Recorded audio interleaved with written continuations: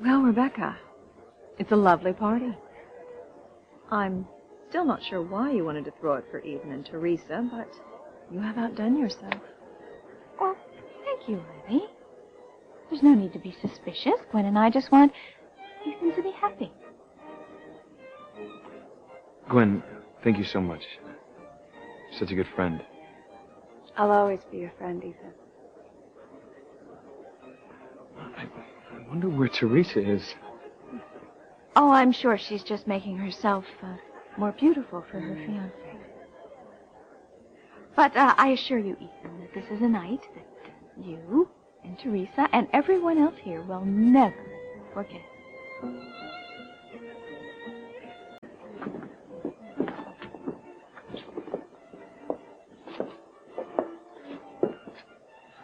Surely, Ivy, you can't be so bored already that you're already bothering me.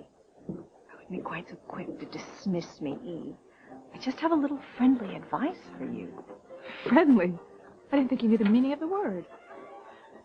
Well, your daughter, Whitney, and Chad certainly seem to be getting friendly.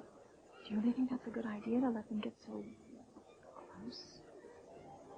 I thought you were off that kick, Ivy. I told you that my baby died. Chad can't be my son.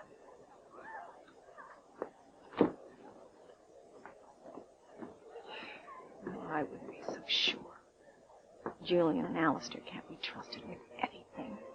What if Chad is your son? Your son, Julian. Well, Rebecca, why do you have a reporter coming to this house? Well, I'm sure you must agree that we need the right kind of media coverage for this sort of a gala event.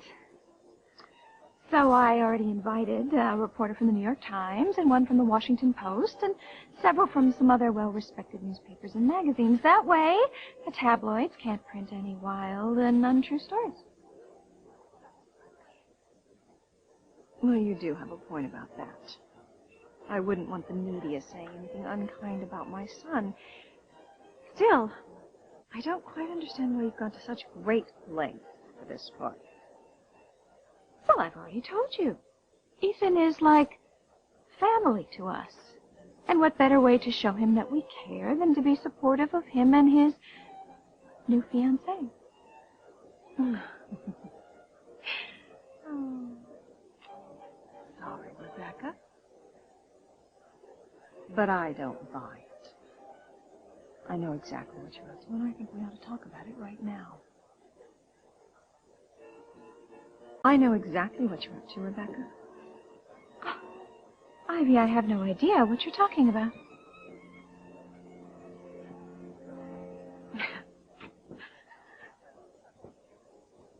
You can stop with the innocent act. You're trying to score points with Ethan because you believe that someday you're going to worm your way into this house as Julian's wife. Ivy, how could you think such a thing? Really? My husband might be charmed by this wide-eyed act, but I'm certainly not. So listen up.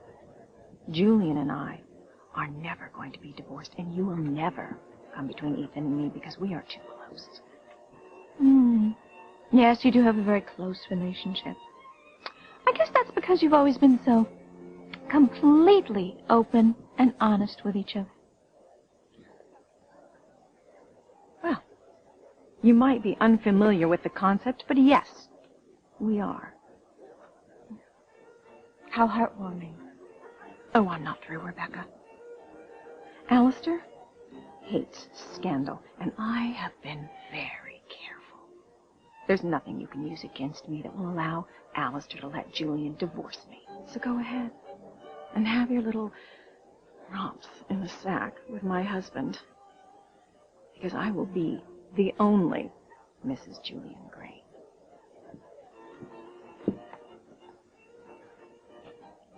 Whew. How dare that woman talk to me that way? She's going to get what she deserves. If the reporters ever get here. Oh, he will. And when he does, a bomb is going to rip through the Crane Empire. I wish Sam wasn't coming to the party.